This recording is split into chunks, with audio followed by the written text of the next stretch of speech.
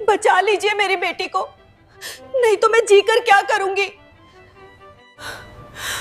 रुकिए मां जी, थोड़ा सांस ले लीजिए, फिर बोलिए आखिर बात क्या है। मैडम, मेरी बेटी अनन्या गई थी महाकुंभ के मेले में और वहां ड्यूटी पर किसी दरोगा ने उसे रोक लिया और वो अभी तक घर नहीं आई। मैडम, मुझे डर लग रहा है कि कहीं उस पुलिस वाले ने उसके साथ कुछ गलत तो नहीं किया हो। आप चिंता मत कीजिए, आपकी अनन्या को कुछ नहीं होगा, मैं आपसे वादा करती हूँ। अब आप निश्चिंत होकर घर जाइए, मैं बहुत जल्द ही अनन्या को ढूंढकर आपके पास लेकर आती हूँ। ठीक है।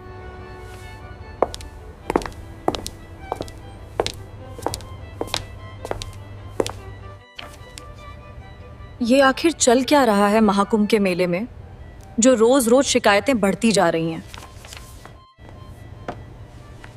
अब तो लगता है मुझे ही मैदान में उतरना पड़ेगा, जमीनी हकीकत पता करने। लेकिन कैसे जाऊं? वहां तो बहुत लोग होंगे और मुझे तो सभी जानते हैं कि मैं इस जिले की आईपीएस हूं। क्यों ना इस बार एक भिखारी के भेष में जाऊं, पहचान भी छुपी रहेगी और पूरी सच्चाई भी देख लूंगी। सुरेश, मेरे पास जल्दी आओ। सुरेश, तुम्हें पता है हमारे इसी जिले में एक इलाके में बहुत ज्यादा भ्रष्टाचार फैल गया है। जी मैम, मैं जानता हूँ। मैं बात कर रही हूँ महाकुंभ के इलाके की। हाँ। और उस इलाके का इंचार्ज कौन है? मैम, उस इलाके का इंचार्ज है दरोगा रणविंद्र सिंह। नशे में धुत रहती है टीम। जब भी कोई बड़ी डील होती है बिना उसके संभव नहीं। आम जनता से वसूली उसका मुख्य धंधा है। सुरेश, उसके खिलाफ मैंने भी एक फैसला लिया है। कौन सा फैसला मैम? मैं इस मिशन को गुप्त तरीके से कंप्लीट करूंगी। वाह, किसी को कानो कान खबर भी नहीं चलेगी। मैडम, ऐसा कौन सा आपका प्लान है कि आप जांच भी करेंगी और किसी को भनक भी नहीं लगेगी? हमें भी बताइए। महाकुंभ के मेले में मैं इस वर्दी में नहीं जाऊंगी, बल्कि एक गरीब भिखारी महिला बनकर जाऊंगी, अपनी पहचान छुपाकर, ताकि दरोगा मुझे एक साधारण सी भिखारी औरत ही समझे। और मैं इसी का फायदा उठाऊंगी और कपड़ों में कैमरा छुपाकर साथ में एक मिनी रिकॉर्डर लेकर जाऊंगी, ताकि हर सबूत इकट्ठा करके वापस ला सकूं। मैडम, इसमें बहुत रिस्क है, आप ध्यान रखिएगा अपना। तुम मेरी चिंता मत करो, यहाँ सब संभालना तुम। सुरेश, अब तुम जाओ, मुझे तैयार होना है। ठीक है मैडम। इंतजार कर रणवेंद्र, तेरी असलियत दुनिया के सामने लाकर ही रहूंगी। चलो, अब जल्दी से जाके तैयार हो जाती हूँ, नहीं तो देरी हो जाएगी।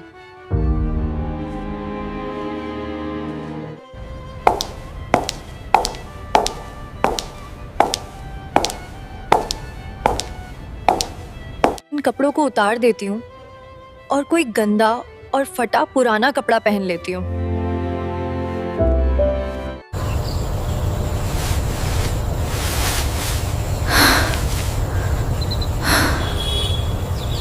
मुझ पर पुरानी साड़ी भी काफी अच्छी लग रही है और मेरी यही पहचान सिस्टम की सच्चाई को बाहर लाएगी।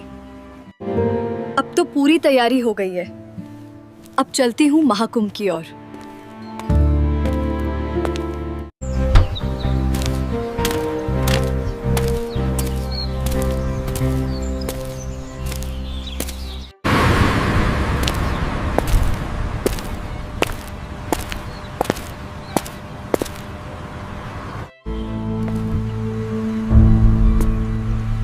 अब होगा महासंग्राम, एक भ्रष्ट दरोगा और एक आईपीएस के बीच, जिसमें सच की होगी जीत और झूठ की होगी हार। अब छोड़ दीजिए हमें, हमारे छोटे छोटे बच्चे हैं, घर पर इंतजार कर रहे हैं। हमने क्या किया है ये तो बताइए। साहब, हम कोई संदिग्ध लोग नहीं है, हम गांव की महिलाएं हैं, इस महाकुंभ में दर्शन करने आई हैं। प्लीज छोड़ दीजिए साहब। अबे मुंह बंद करो तुम लोग, कब से सुन रहा हूँ बकबक कर रही हो, अब एक लफ्ज भी बाहर नहीं आना चाहिए। तुम लोग जानना चाहती हो मैंने तुम्हें किस लिए पकड़ा है? तो सुन लो, मैंने तुम्हें अपने मजे के लिए पकड़ा है।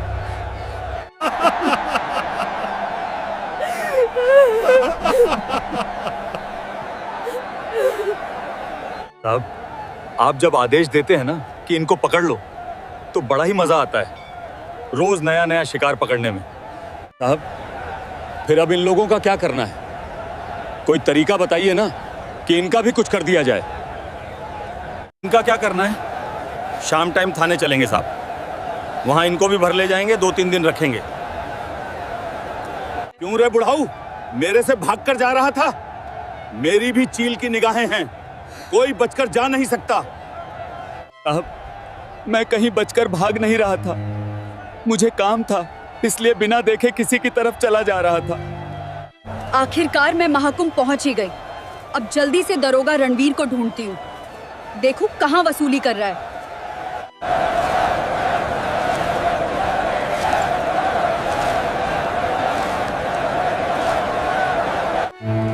क्यों रे, कहाँ जा रही हो?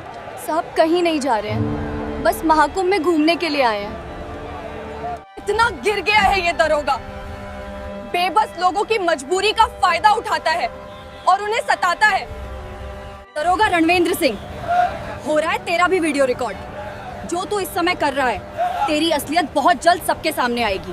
तुम लोगों को यहाँ आने की इजाजत किसने दी? मैं सब जानता हूँ कि तुम जैसी यहाँ क्या करने आती हो। अब तो मुझे ही इन मासूमों को बचाने के लिए कुछ करना पड़ेगा, नहीं तो ये ऐसे ही इनके साथ करता रहेगा। साहब, इन मासूमों ने क्या किया है जो आप इनको पकड़ लिए हैं? छोड़ दीजिए ना साहब। अबे भिखारी है, भिखारी की ही तरह रह, अपनी औकात मत भूल। तेरे से तो गंदगी की बास आ रही है। पहले जा खुद को साफ कर, फिर यहाँ ज्ञान बांटना। निकल ले, नहीं तो एक थप्पड़ में जमीन चूम लेगी। तुम भी अपनी औकात भूल रहे हो दरोगा जी। जनता की सुरक्षा के लिए हो और हम गरीबों को ही सता रहे हो। अब ये लोग इसको अच्छे के लिए कहें तो हमें ही ज्ञान देने लगता है। ये ले।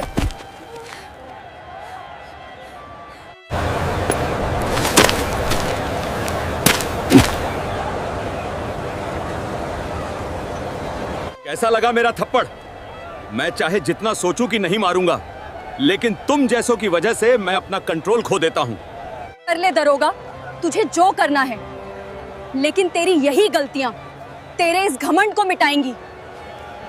तमीज से बात कर, नहीं तो इस बार मारूंगा तो जमीन के अंदर ही घुस जाएगी, निकलने का नाम नहीं लेगी। दरोगा जी, आपको इस गलती का परिणाम बहुत ही जल्द मिलने वाला है, बस इंतजार कीजिए। चल चल, बहुत देखे हैं तेरे जैसे। तुम जैसों की धमकियों से मैं नहीं डरता, मुझे रोज हजारों धमकियां मिलती हैं। अब मेरी बात गौर से सुन, बिना पीछे देखे यहां से निकल ले, नहीं तो यहीं पर मेरे से कोई गलती ना हो जाए।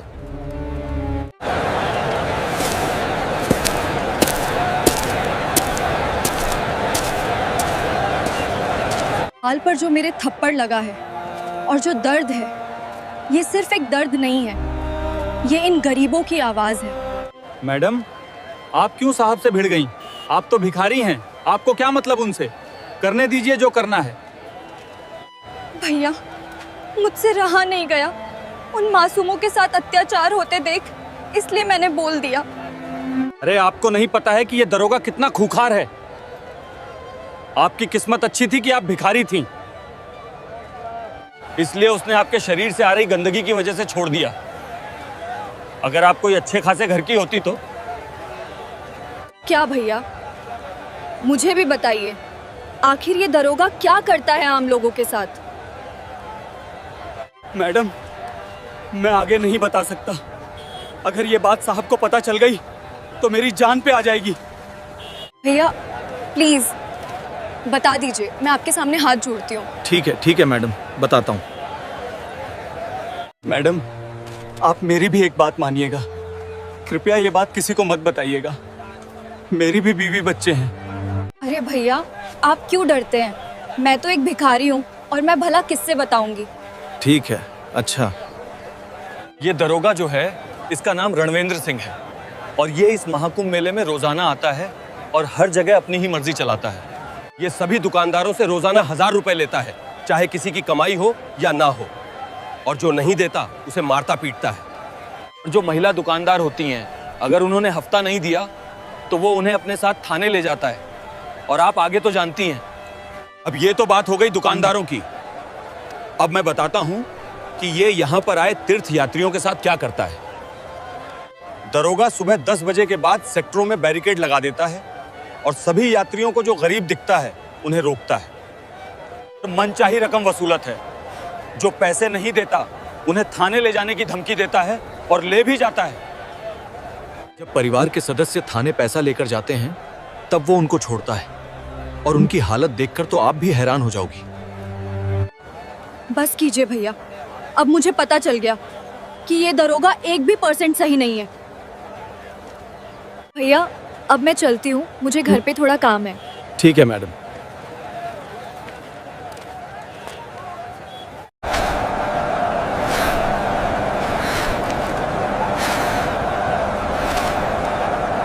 सब रिकॉर्डिंग और वीडियो जाकर शहर की सबसे बड़ी न्यूज़ कंपनी को देती हूँ, तभी होगा असली खेल।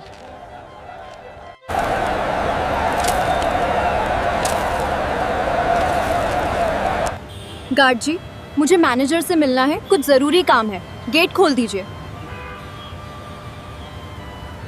क्या बक रही है तू भिखारी, और सर से क्या काम है? मैं सब जानता हूं। वहां जाके ठंडी ठंडी हवा और फ्रिज का पानी पीना है।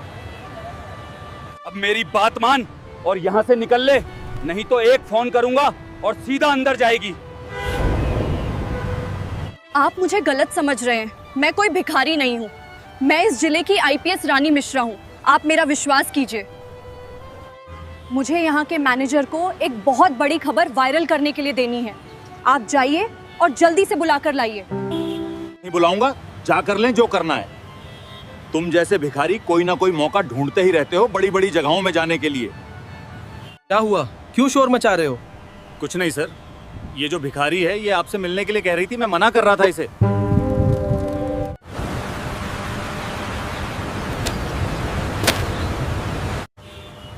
अरे मैम, आप हमारी कंपनी में और इस हालत में, क्या हुआ मैम? सब ठीक तो है? मैनेजर जी, आपको मैं जो भी वीडियो दूंगी उसे पूरे देश में वायरल करना है। हर नागरिक जान पाए कि रणवेंद्र क्या करता है सबके साथ। मैम, कौन रणवेंद्र?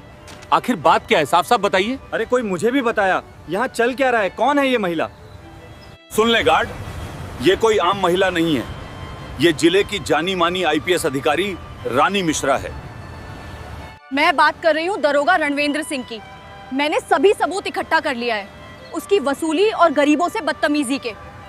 बस आपको करना ये है कि इन सभी सबूत को आपको देश भर में फैलाना है। ठीक है मैम, जैसा आप कहें। ये रहा सबूत और अब बारी आपकी है। मैडम, आप निश्चिंत रहिए, आपको शिकायत का मौका नहीं मिलेगा। मैनेजर जी, थोड़ा अपने यहाँ के लोगों को तमीज भी सिखाएं। मैडम, मैं शर्मिंदा हूँ कि हमारे यहाँ के कर्मचारियों को तमीज नहीं है। मुझे माफ कर दीजिए। अब मैं चलती हूँ, ये न्यूज़ पूरे देश में वायरल कर दीजिए।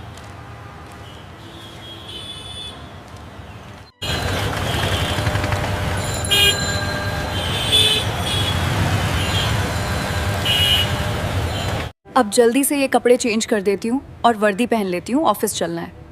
देखती हूँ क्या माहौल है शहर में।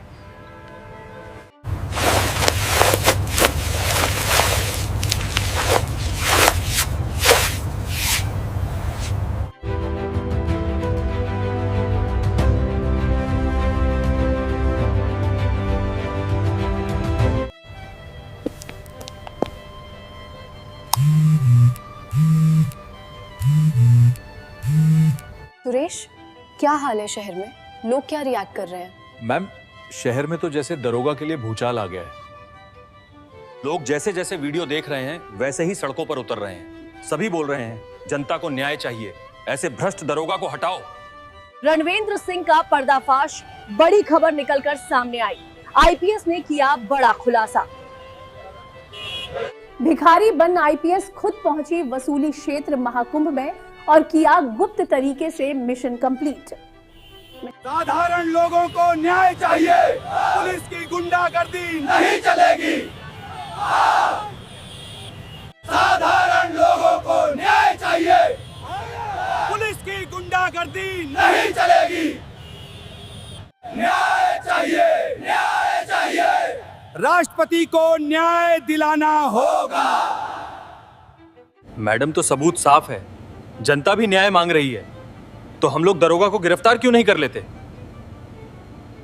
नहीं सुरेश, मैं दरोगा को बिना ऊपर से आदेश आए गिरफ्तार नहीं कर सकती। ये जो आप भीड़ देख रहे हैं, ये भीड़ दरोगा रणवेंद्र सिंह की वजह से खड़ी है, जो उसने उनके साथ किया है। और अब पब्लिक की मांग है कि दरोगा को इसकी सजा दिलाई जाए और राष्ट्रपति को इनकी बात माननी पड़ेगी। मेरा महोदय राष्ट्रपति से यही अनुरोध है कि गरीब आवाम की बात सुनी जाए और उन्हें न्याय दिलाया जाए। धन्यवाद। क्या गरीब जनता की बात कोई नहीं सुनेगा? क्या ये जनता ऐसे ही भूखी रोड पर ही खड़ी रहेगी? आइए हम युवाओं से पूछते हैं। के साथ दरोगा रणवेंद्र ने क्या किया है? मैम, रणवेंद्र ने मेरी 2 बहनों के साथ बदतमीजी की और उन्हें थाने ले गया। जब मैं थाने गया अपनी बहनों को छुड़ाने के लिए, तब वहां मेरे से 20,000 से ज्यादा रुपए लिए गए। रणवेंद्र ने क्या कर दिया? ये लोग ऐसे ऐसे काम कर देते हैं कि मुझे जवाब देना पड़ता है। अब देर नहीं होगी, अभी आईपीएस को फोन लगाती हूँ और इसे अरेस्ट करवाती हूँ।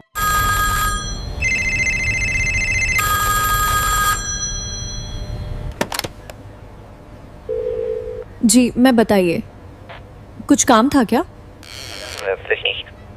आईपीएस रानी मिश्रा, शहर में फैल रही भीड़ को देखते हुए मैं अभी और इसी वक्त ये आदेश देती हूँ, दरोगा रणवेंद्र सिंह सस्पेंड होता है और तुम अभी और इसी वक्त जाओ, उसे अरेस्ट करके पब्लिक को ये बताओ कि वो अब सस्पेंड हो चुका है। जी मैम, आप जैसा कहें मैं वैसा ही करूंगी। ठीक है मैम, जय हिंद। अब बारी आई है हम लोगों की।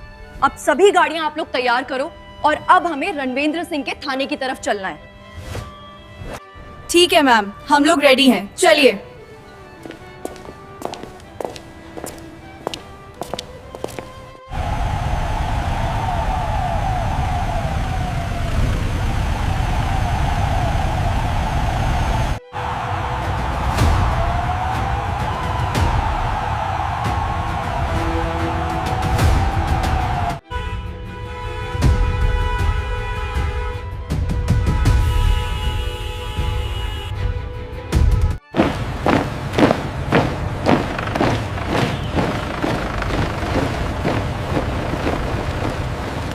दरोगा रणवेंद्र सिंह, आपको महोदय राष्ट्रपति के आदेश पर गिरफ्तार किया जाता है। मैं तो ठहरी गरीब कुंभ वाली लड़की, भला मैं क्या आदेश दूंगी तुम्हें? इसीलिए राष्ट्रपति ने ही आदेश दे दिया। तो क्या तुम उस दिन महाकुंभ में जीस भिखारी को थप्पड़ मारा था? वो तुम ही थी, तुम ही हो आईपीएस रानी मिश्रा। हाँ बे दरोगा, मैं ही थी और मैंने ही तेरा पूरा कारनामा रिकॉर्ड किया था और मैं ही हूँ इस जिले की आईपीएस अधिकारी रानी मिश्रा। अब ले चलो इसको बाहर। आज पूरा शहर देखेगा कि एक भ्रष्ट दरोगा गिरफ्तार हो चुका है जो जनता को सताता था। यही है दरोगा रणवेंद्र सिंह और अब ये हमारी गिरफ्त में है। अब इसको कड़ी से कड़ी सजा मिलेगी। हमारी आईपीएस मैडम जिंदाबाद।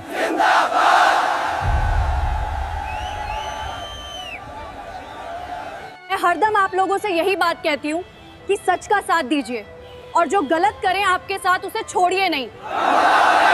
याद रखिए, भारत हमारी जन्मभूमि है और इस जन्मभूमि पर इस तरह के लोग आते रहेंगे, इसलिए डरिए नहीं, मुकाबला कीजिए। अगर एक बार सबने मिलकर ठान लिया तो उसे कोई रोक नहीं सकता। एकता में शक्ति है, ये बात सबको पता है।